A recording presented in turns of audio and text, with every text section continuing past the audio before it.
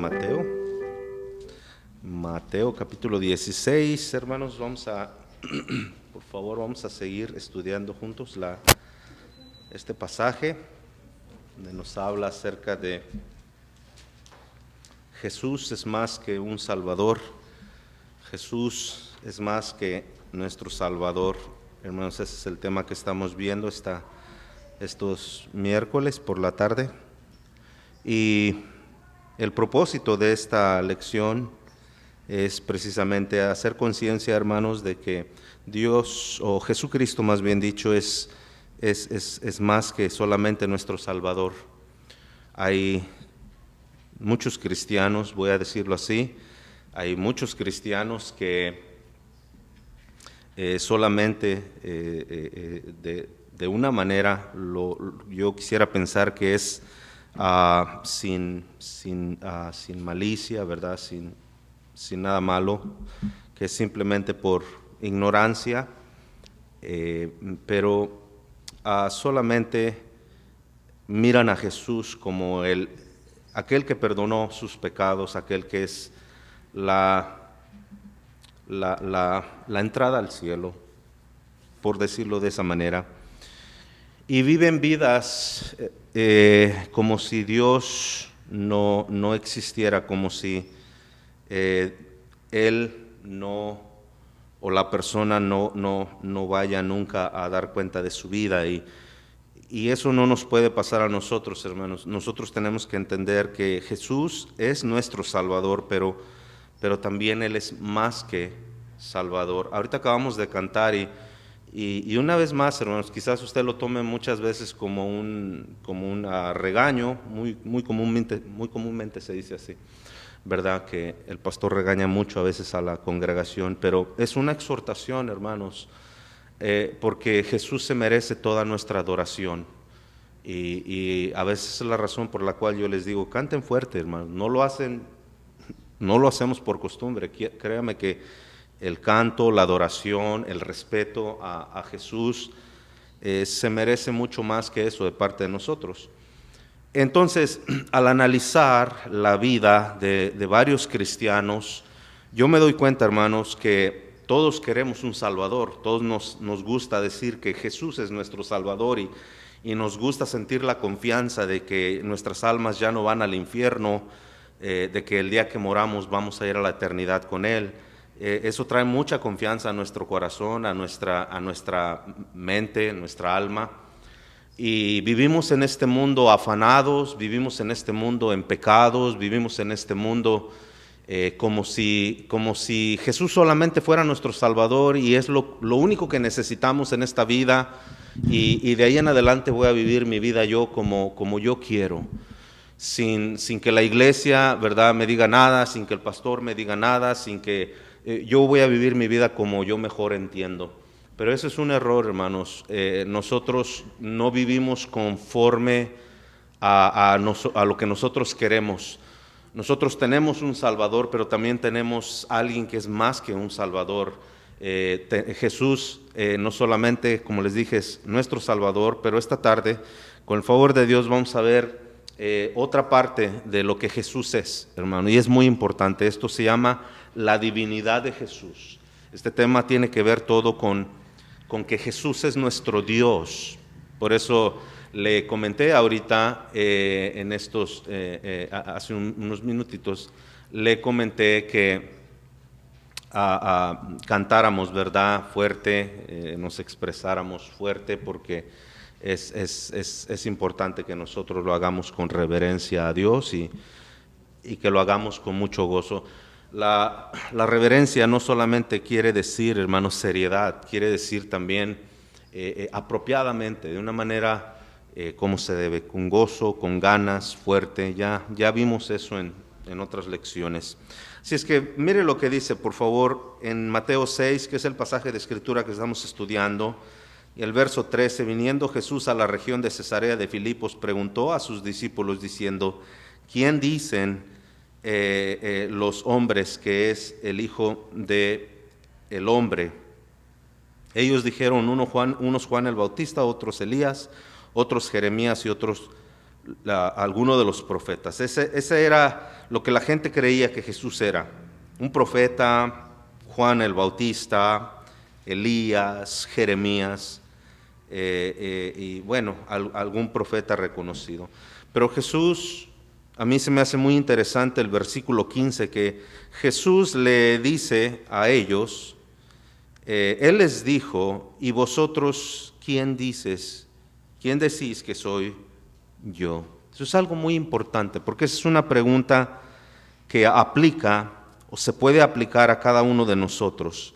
Y de ahí precisamente surgió esta serie de bosquejos que tengo preparados. ¿Quién es Jesús para usted? Hermanos, esta pregunta la he hecho aquí en la iglesia muchísimas veces, pero sigue siendo el mismo resultado. Gente sigue jugando a la iglesia, gente sigue cantando sus himnos favoritos solamente, gente sigue viviendo de una manera diferente a la que se comporta en la iglesia. Nada ha cambiado. Y es porque, una vez más, les digo, vivimos con la idea de que solo necesitamos un Salvador. Nadie queremos que nos diga que hacemos las cosas mal. Nadie queremos que nos acusen. Pero vamos a ver, hermanos, que la Escritura nos enseña que nosotros en Jesús tenemos un Salvador, pero Jesús también es nuestro Dios. Nuestro Dios. ¿Por qué entonces es importante conocer la divinidad de Jesús? Por lo que le acabo de decir, porque muchas veces ignoramos que Jesús es Dios, solamente es nuestro Salvador. Ignoramos que Él, aparte de ser nuestro Salvador, es nuestro Dios, y como nuestro Dios y Salvador merece nuestro respeto, nuestra adoración, nuestra obediencia, nuestro temor, porque Él es Dios. La gente, una vez más, tiene la idea completamente diferente de ese Salvador. Jesús es Salvador, pero nunca ha dejado de ser Dios. Por eso nosotros, hermano, no podemos olvidar todos los atributos de Jesús: Salvador, juez, Dios, todo lo que Él es. Vamos a ver algunas cosas que la misma Biblia nos enseña acerca de que Jesús es Dios. Por ejemplo, en Tito capítulo 2, si va conmigo, vamos a leer estos versos, hermanos, porque es importante. Tito capítulo 2 y el verso 13. El apóstol Pablo le llama de una manera a Jesucristo más que Salvador. Tito capítulo 2.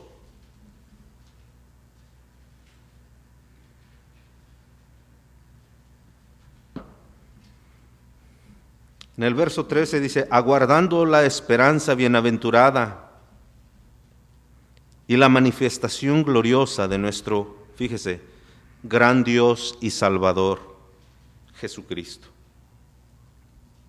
¿Cómo le llama Pablo? Gran Dios, nuestro gran Dios.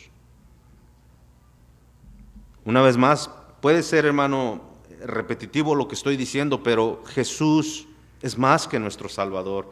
Él es Dios. Esa es la razón por la cual nosotros hablamos con la gente de su mensaje, porque Él es Dios y Él tiene el poder de perdonarle los pecados. Esa es la razón por la cual nosotros cantamos a todo lo que da nuestros pulmones, nuestra voz. Cantamos con alegría, con gozo, con respeto, con reverencia. No andamos haciendo un espectáculo, hermano, de lo que es algo tan reverente como la alabanza a nuestro Dios. Yo me admira realmente ver todos estos videos donde hoy la alabanza a Cristo, la adoración a Cristo, más bien parece un espectáculo, hermano, de un canal mundano. Y toda la gloria y la honra no se la lleva Cristo, se la llevan todos esos bailarines y todos los que hacen esos shows. La gente puede criticar iglesias como la nuestra, conservadoras, donde la música, donde el canto es con conciencia, es pensando en lo que estamos cantando. no es para crear un espectáculo. Estamos tratando de conectar nuestro corazón con el Señor, nuestras emociones, nuestros anhelos con Él. Por eso los cantos que cantamos nosotros contienen grandes verdades. No es tanto, hermano, demostrar que puede uno armar un espectáculo. Pablo le llama nuestro gran Dios y Salvador, nuestro gran Dios. Pablo no nada más dice, Él es Dios. Él usa una referencia para dirigirse a Jesús. Él dice, Él es grande. Nosotros solíamos cantar ese canto, cuán grande es Él, cuán grande es Él. Porque Jesús es nuestro gran Dios. Incluso Pablo habló de Jesús como Dios mucho antes de que viniera a este mundo en forma de un ser humano. En Filipenses capítulo 2, un pasaje muy conocido por todos nosotros, donde nos habla de la divinidad de Jesús. Filipenses capítulo 2, si se da cuenta de lo que Pablo menciona de Cristo, hablando de que Jesús es más que Dios, más que Salvador, Él es Dios también. No solamente es nuestro Salvador, Él es nuestro gran Dios. Pablo dice en el verso 5 en adelante, haya pues en vosotros este sentir que hubo también en Cristo Jesús, el cual siendo en forma de Dios, no estimó en ser igual a Dios. Aunque Pablo está hablando de la humanidad de Jesús, pero está mostrando claramente que Jesús en la eternidad, en el lugar donde Él siempre ha estado, Él ha sido Dios. Mucho antes de venir a este mundo perverso a pagar por los pecadores, mucho antes de que Él se encarnara, naciera de una virgen, Él ya era Dios. Hay personas que toman este pasaje de Escritura para enseñar de una manera equivocada de que Jesús tenía la forma de un Dios. Pero eso es erróneo, es equivocado, porque Jesús no tenía la forma de un Dios. Jesús era Dios y es Dios.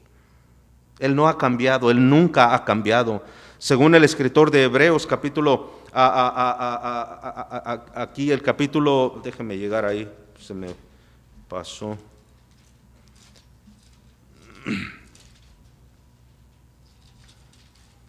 Perdón, no escribí este pasaje aquí.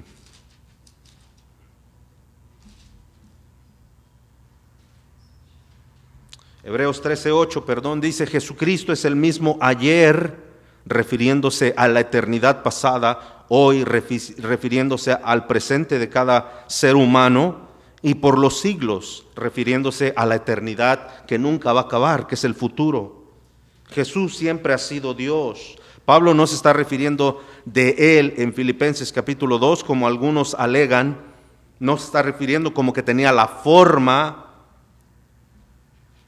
sino que Él era Dios. Pero Pablo le llama, hermanos, gran Dios, con reverencia, con temor. No estoy hablando de un temor de miedo. Dios quiere que nos acerquemos a Él, pero Dios quiere que nos acerquemos a Él con esa reverencia, con ese temor, con ese respeto. Por eso es importante, hermanos. Fíjese, eso fue lo que Pablo humanamente habló de Él. Pudiéramos decir, bueno, pues Pablo, la gente, los gnósticos o aquellos ateos que niegan la divinidad de Jesús, pudieran decir que Pablo probablemente se equivocó, él era un ser humano. Nosotros no creemos así porque Pablo fue inspirado por el Espíritu Santo, pero por si no nos quedara suficiente claros, mire lo que dice Dios mismo de su Hijo Jesucristo en Hebreos 1:8. Mire lo que Dios dice, Hebreos 1:8. Este es Dios mismo hablando.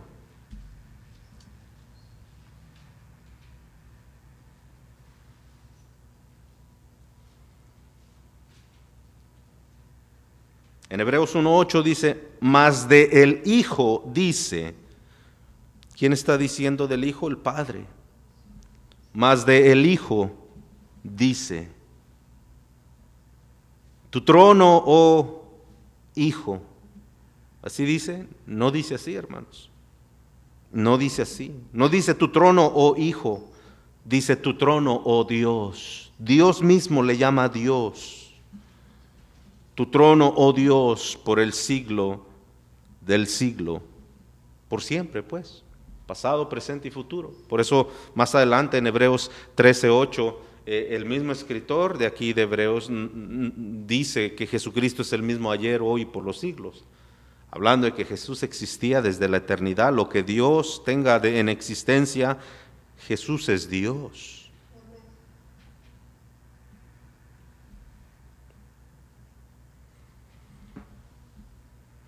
Mire lo que dice el Evangelio de Juan, hermanos. Vamos a ver unos pasajes aquí porque es interesante cómo la misma Biblia muestra claramente que Jesús es Dios. En Juan capítulo 1, el Evangelio de Juan,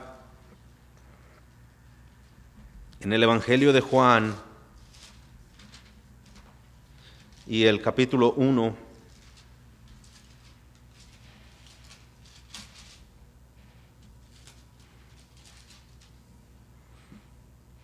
en el versículo 3, hablando de Jesucristo, porque en el verso 1 está hablando de Cristo, dice en el verso 1, en el principio era el verbo era con Dios, y el verbo era Dios.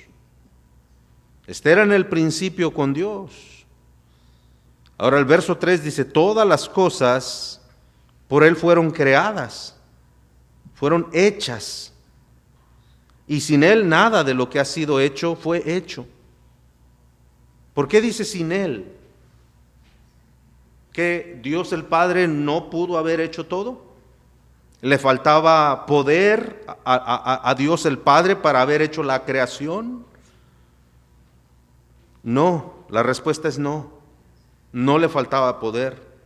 Una vez más, para los incrédulos, para los que no aceptan a Jesús como Dios, para aquellos que dicen que Jesús es creación de Dios, que Jesús no puede ser Dios.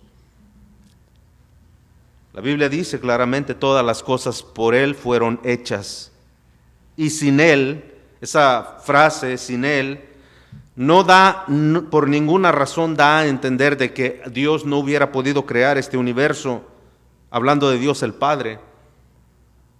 Lo que significa esa frase es que el Padre, el Hijo y el Espíritu Santo, lo que nosotros consideramos como la perfecta y santa Trinidad, siempre han trabajado en unidad, nunca se han desligado.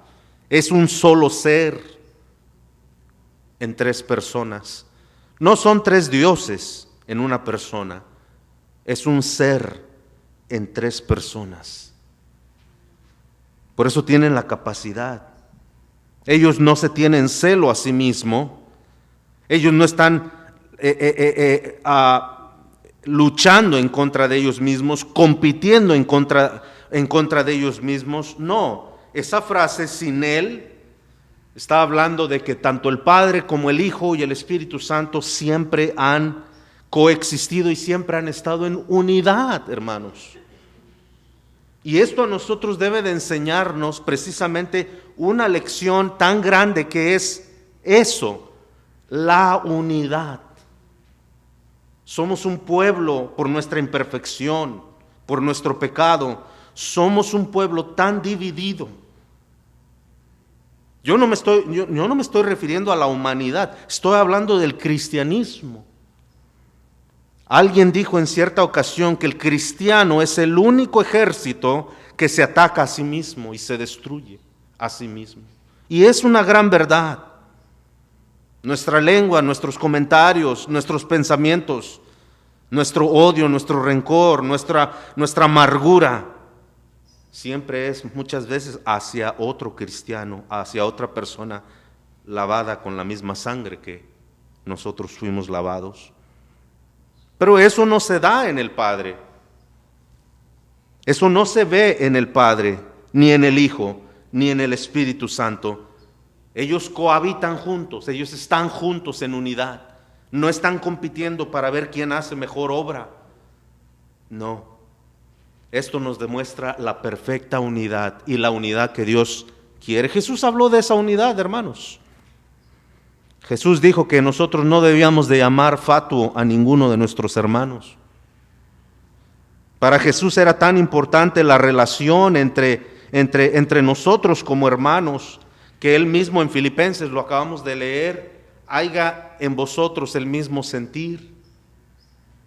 Hermano, déjeme decirle esto bien claro, para usted, para mí, para cualquier cristiano que nos está oyendo y que están aquí presentes, hermano. Si usted una vez más no puede llevarse con su compañero, hablando precisamente como hermanos, usted necesita arreglar esos pecados. Usted no puede decir que Dios oye sus oraciones. Usted no puede decir que Dios está favoreciéndole, bendiciéndole, porque Dios no se contradice.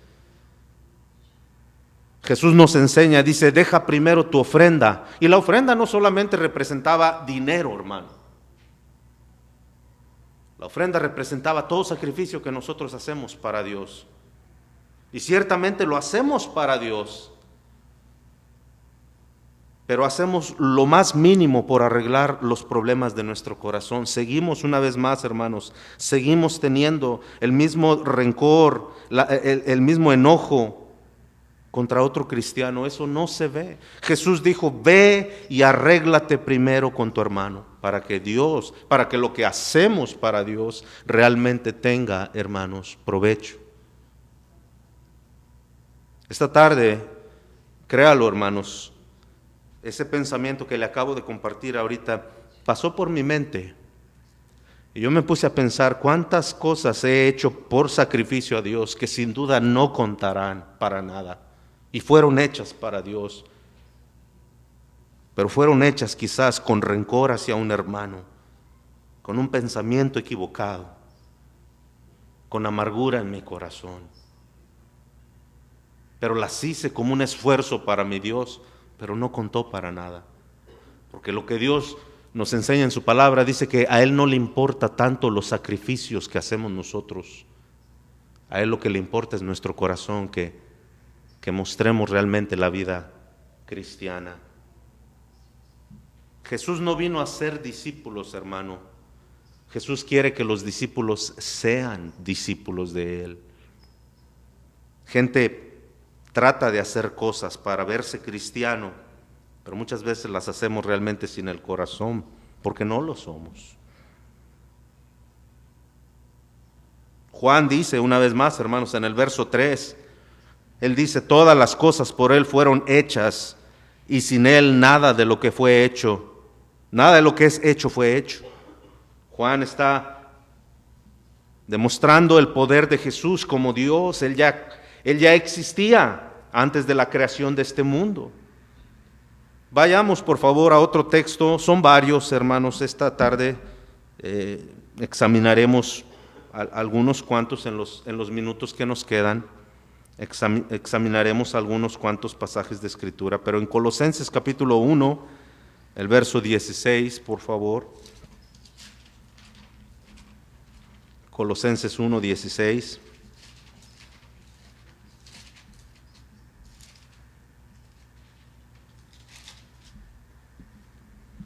Hablando una vez más acerca de Jesús como creador, el poder que tiene Jesús como Dios para crear las cosas, para hacer cosas que jamás existieron.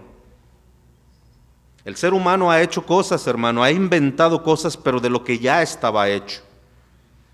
Todo lo que usted puede palpar en este mundo, puede ver, puede conocer, todo fue hecho de algo que ya existía. Pero Dios lo hizo todo de la nada. Ese es el gran poder de nuestro Dios, que Él hizo todo de la nada. En el verso 16, Pablo habla acerca del poder de Jesucristo, que es el mismo poder que Dios Padre, Dios Espíritu tiene. En el verso 15 dice, Él, ese artículo, Él se refiere a Cristo Jesús. Él es la imagen del Dios invisible, el primogénito de toda creación. Porque en Él fueron creadas todas las cosas. Déjenme parar un segundo, hermanos. El versículo 15 que leímos, hermano, no está hablando de que Cristo fue una creación de Dios. Aquí el contexto no está hablando de ser un ser creado. Está hablando en cuestión de autoridad. Él es sobre todos. Sobre toda esta creación, Él es antes de. Él tiene el dominio, el poder. Él es antes que todo esto.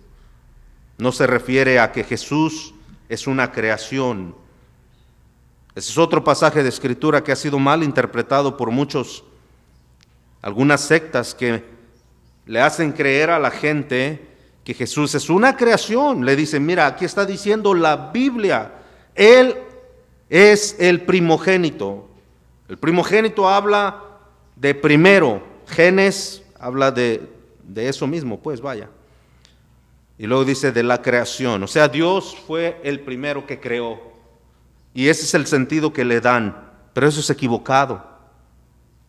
Completamente equivocado, porque el contexto, una vez más, no está hablando acerca de la creación en sí, está hablando del dominio, de la autoridad. Y Jesús tiene toda la autoridad, Él es primero en todo. Por eso tiene el poder y por eso tuvo el poder, hermanos, de calmar la naturaleza, de curar enfermedades imposibles y muchas otras cosas. Verso 16 dice, porque en Él fueron creadas todas las cosas, las que hay en los cielos y en la tierra, visibles e invisibles, lo que podemos ver, lo que no podemos ver. El aire no lo podemos ver, es algo invisible a nuestros ojos, pero el aire existe y fue creado por Dios. Nadie puede decir, ningún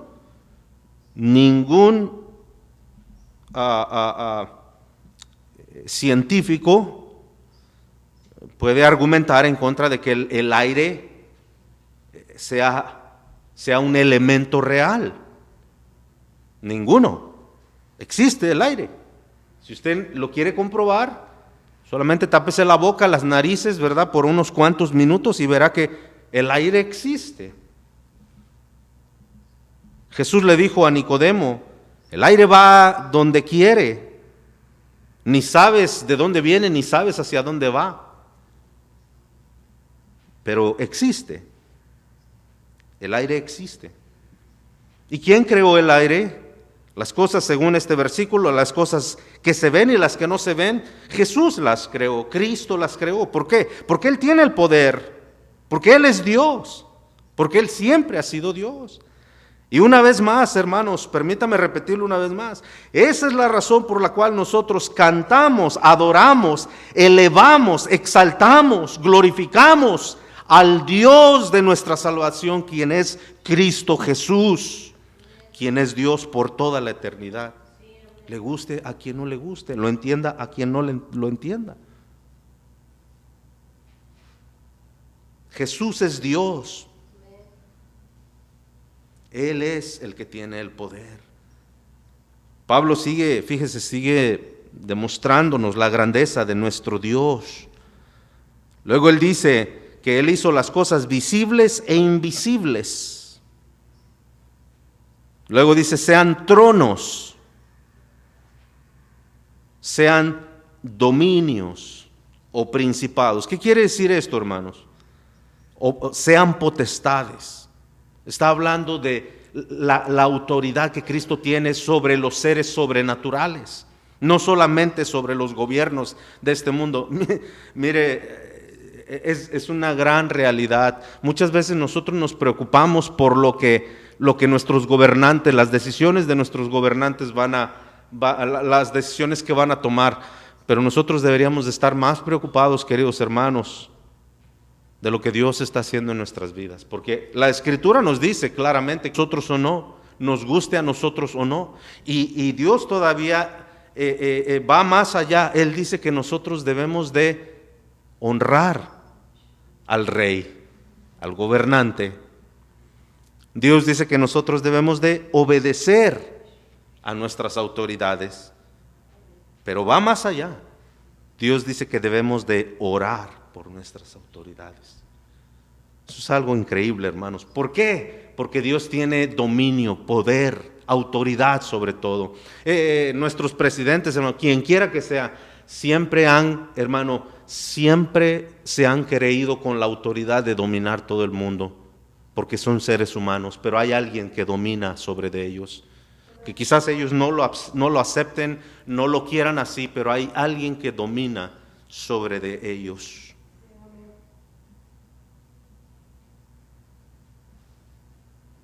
Fue Job quien mencionó que no importa cuánto Dios se tarde en responder, pero su justicia llegará.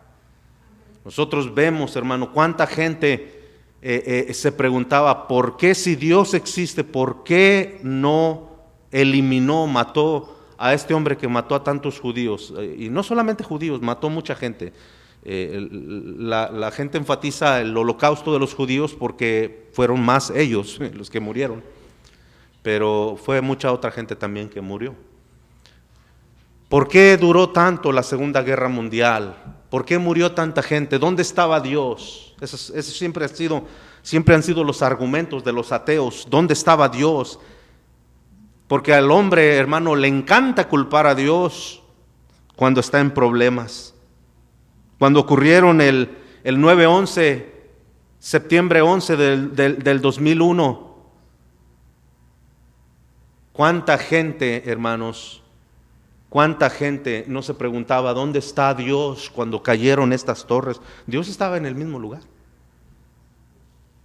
Dios siempre ha estado en su trono. La gente es muy rápida en culpar a Dios. Se nos olvida, hermano, que la maldad, el pecado, nuestro egoísmo, nuestra maldad propia en nuestro corazón es la que nos provoca, y eso agréguele que Satanás nos da el combustible para que nosotros hagamos de nuestro enojo lo que queremos, matamos y luego culpamos a Dios por nuestras propias acciones. Pero Dios sigue siendo quien tiene el control de todo. Él sigue dominando su creación, Él sigue gobernando justamente su creación. Pablo está hablando aquí de los dominios, sean principados, está hablando de potestades también, a seres sobrenaturales, demonios, ángeles. Y luego termina diciendo el verso 16, y todo fue creado por medio de Él y para Él. Para Él porque merece la gloria y la honra. Él se la merece. Y verso 17 dice al final, y Él es antes de todas las cosas, y todas las cosas en Él subsisten. ¿Qué quiere decir este versículo? Nos está diciendo, hermano, que por la gracia de Jesucristo nosotros existimos, porque Él es Dios. Él es el que nos provee de todo lo que nosotros tenemos. ¡Qué bendición, hermanos! Vamos a ver 3 o 4 cosas en los 10 minutos que me quedan. Vamos a ver 3 o 4 cosas, hermano, para que vea cómo ese poder que tiene Jesucristo como Dios, porque Él es Dios, nos beneficia a nosotros como seres humanos. ¿Por qué? Porque somos su creación. Somos creación de Dios. No todos son hijos de Dios, pero todos somos creación de Dios. Primera cosa que yo quiero que vea, se encuentra en Marcos capítulo 2. Por favor, Marcos 2. Si va conmigo al Evangelio de Marcos, por favor. Y vamos a ver el poder que Cristo tuvo para sanar. Aunque la gente se lo atribuía a los demonios, a Belcebú, a la hechicería, a la magia, al mismo diablo, pero eso siempre ha existido, hermanos.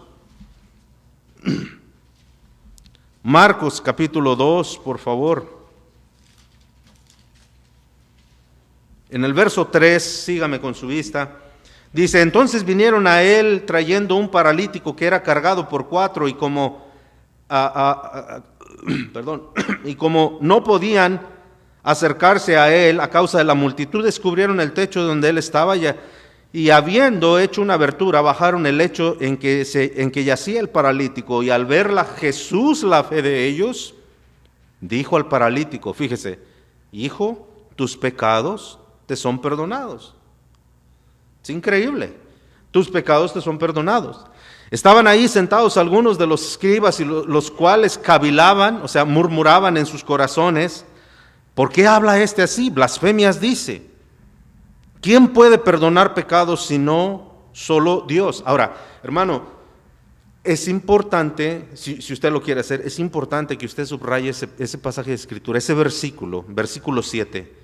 ¿Quién puede perdonar pecados sino solo Dios? Y esa es la razón por la cual nosotros estamos 100% confiados en que el día en que nosotros muramos, estaremos en la gloria, iremos a la gloria con Dios. ¿Por qué?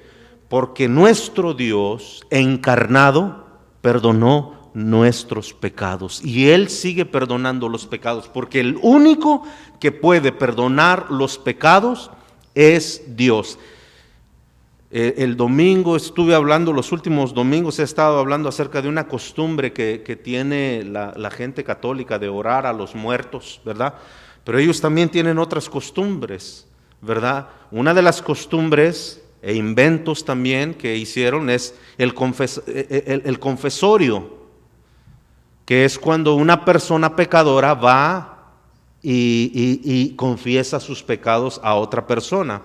Y ellos avalan su doctrina, la avalan en que en el Antiguo Testamento había sacerdotes, y eso es cierto, había sacerdotes a los cuales el pueblo venía y tenía que confesarles sus pecados, darles un animal y confesar para lo que era ese animal.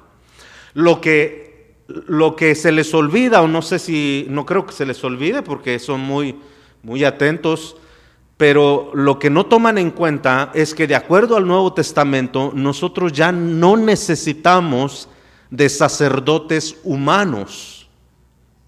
Eso terminó con Cristo en la cruz del Calvario. El libro de Hebreos dice que nosotros ahora tenemos un gran sumo sacerdote. Porque en el Antiguo Testamento el pueblo se podía acercar a los sacerdotes, pero no al sumo sacerdote. Jamás permitiría Aarón que ninguna persona del pueblo se acercara con él antes de entrar a la presencia de Dios. Había un tiempo en el cual Aarón o cualquier sumo sacerdote tenía que santificarse, eso quiere decir limpiarse su mente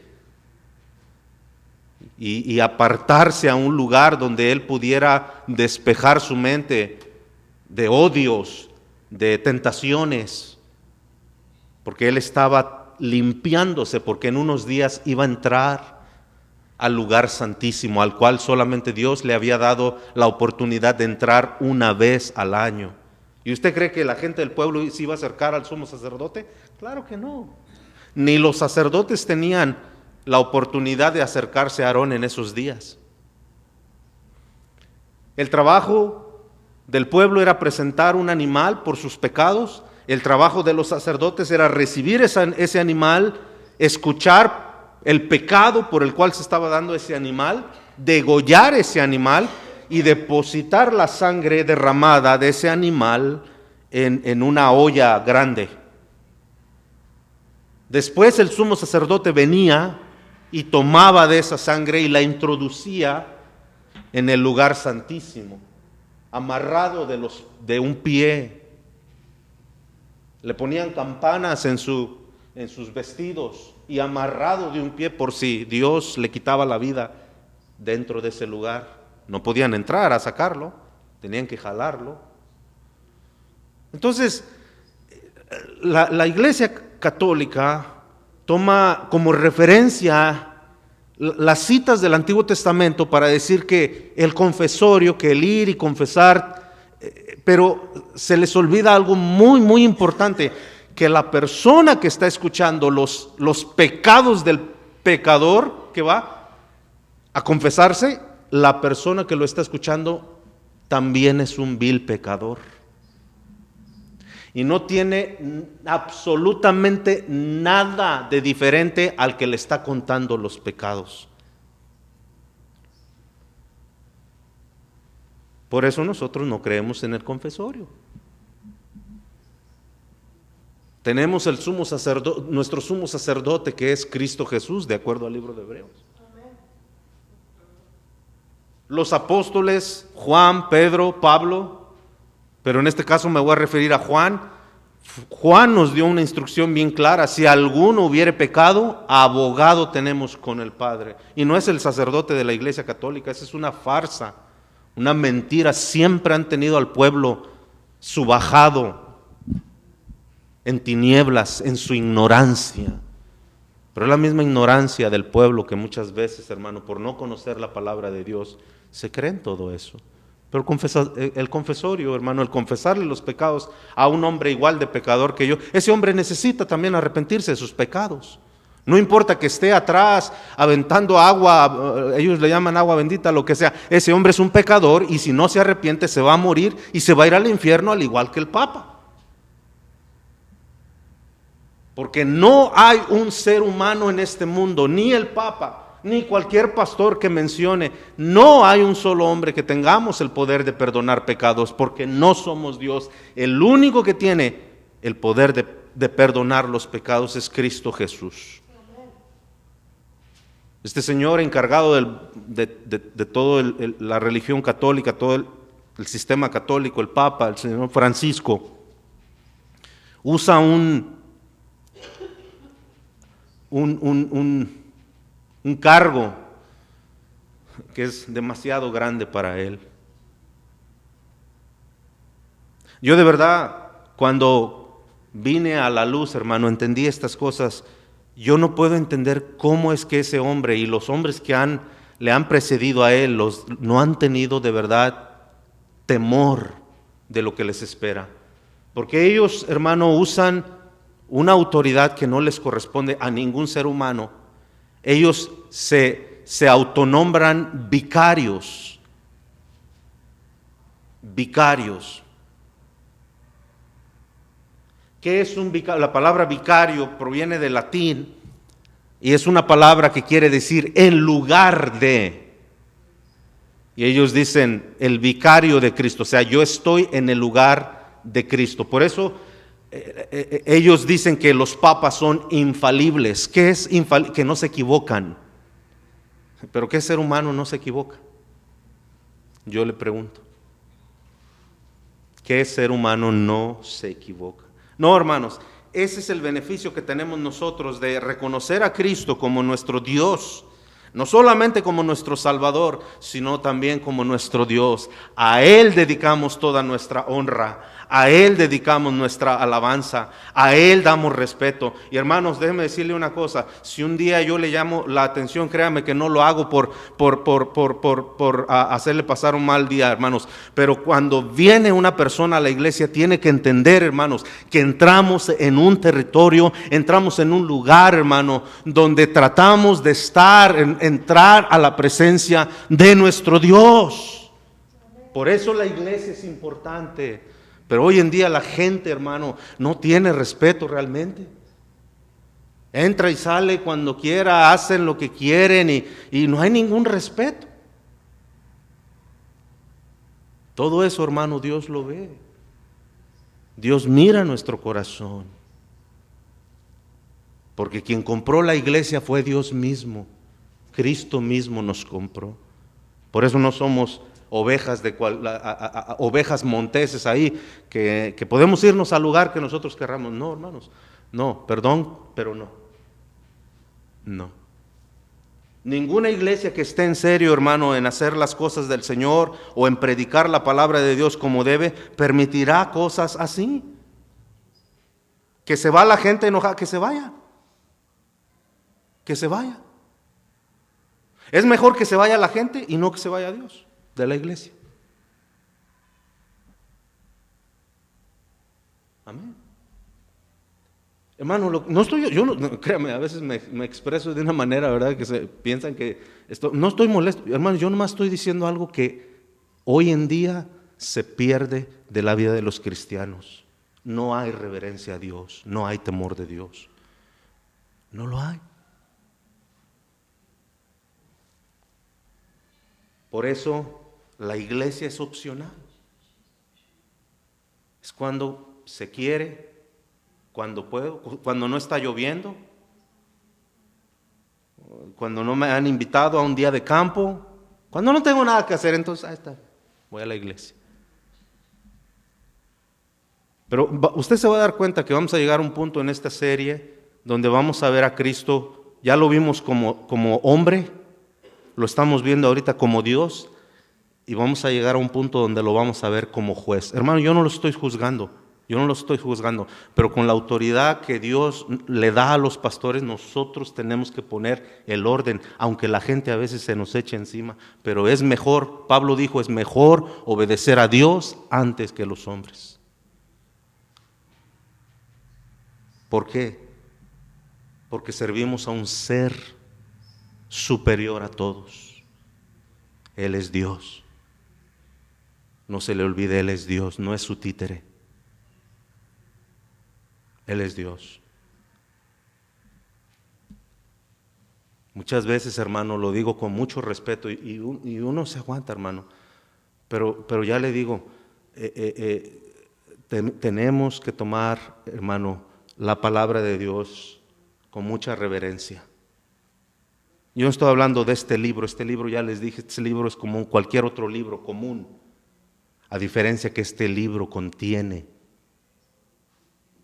su contenido es poderoso. Yo no me estoy inclinando a las hojas de este libro, me estoy inclinando al mensaje que contiene. Y Jesucristo, hermanos, es nuestro Dios. Él tiene el poder de sanar cualquier de nuestras enfermedades. Por eso le dije que pusiera atención a esa frase. Y termino con esto, hermano, se me acabó el tiempo. Termino con esto. Mira el verso 8, dice, y conociendo luego Jesús en su espíritu que cavilaban, o sea, murmuraban de esta manera dentro de sí mismos, les dijo, ¿por qué caviláis así en vuestros corazones? ¿Qué es más fácil decir al paralítico, tus pecados te son perdonados, o decirle, levántate, toma tu lecho y anda? Fíjese qué pregunta, ¿no? ¿Qué es más fácil? Les dice Jesús. ¿Qué es más fácil? Para ellos, para el ser humano. ¿Qué es más fácil? Y luego el verso 10 dice, pues para que sepáis que el Hijo del Hombre, y esta es una respuesta a su silencio, es una respuesta al silencio, que ellos no dijeron nada. Pues para que sepáis, Dios quiere que sepamos, hermano, que Él tiene poder. Una vez más, hermanos, tenga cuidado con lo que medita usted en su corazón. En serio, tenga cuidado. Lo que usted piensa de otro hermano, de otro cristiano, lo que usted piensa de quien sea, del pastor, de un hermano, de una hermana, porque lo que Dios ve es su corazón. Aquí lo estamos viendo claramente. Dios dice que miró, que murmuraban. Cristo podía saber exactamente cada palabra que estaban pensando ellos en su corazón. Es lo que nos dice Hebreos 4:12, ¿no? La palabra de Dios es más que, hermanos, más cortante que toda espada de dos filos y penetra hasta partir el alma, las coyunturas, los tuétanos, y discierne las intenciones del corazón. Señor, gracias te damos por esta tarde, gracias por la oportunidad que das de examinar nuestro corazón. Y esa es la puritita verdad, Señor. Tú eres tan misericordioso con nosotros que nos das la oportunidad de examinar nuestro corazón. Señor, quizás la enseñanza esta tarde estuvo un poco seria. Soy humano, Señor, y me canso también, pero la verdad no. La verdad sí fue, Señor, algo que nosotros debemos de captar. Y lo que debemos de captar, Señor, es de que tú eres más que nuestro Salvador y debemos de darte la honra. Debemos de no olvidar claramente eso, que eres más que nuestro Salvador. Padre, por favor, bendice a tu pueblo, Señor. Yo siempre he orado para que bendigas a cada uno de estos hermanos, especialmente aquellos que están en serio, que batallan, sí, ciertamente batallan en sus corazones porque muchas veces no entienden por qué a veces uno dice las cosas que dice. Pero está bien, Señor, está bien. Lo único que te pido, mi Dios, es de que sigas bendiciendo a tu pueblo, Señor, sigas edificando tu iglesia. Nos des, por favor, la gracia de poder, Señor, ver a tu pueblo crecer espiritualmente, Señor, maduros, que nos comportemos, Dios mío, como tú, como tu Hijo Jesucristo, como nuestro gran Dios, que Él no tuvo, Señor, odio por nadie, al contrario, aún en la cruz, Él pidió por aquellos que lo estaban torturando, perdónalo, Señor, porque no saben lo que hacen. Qué tan grande es tu misericordia, Señor. No hay un ser humano que la podamos entender, pero nosotros no somos así, Señor. Por eso te pedimos que por favor, Señor, saques de nuestro corazón todos aquellos rencores que tenemos entre nosotros mismos, que, Señor, tú limpies nuestro corazón, que tú, Señor, nos ayudes a ver con ojos tuyos a veces las injusticias que recibimos, pero que seamos misericordiosos, Señor. Compadécete de nosotros. Bendice a los hermanos que han venido y a aquellos que no pudieron venir por su trabajo. Y, Señor, los que no vienen por su flojera, lo que sea, Señor, por favor, también trabaja con ellos. También muéstrales, Señor, porque tú tienes el poder, el control y el dominio, Señor. Ayúdanos en el nombre precioso de Jesús. Te agradecemos por todo. Amén. Dios les bendiga, hermanos. Gracias.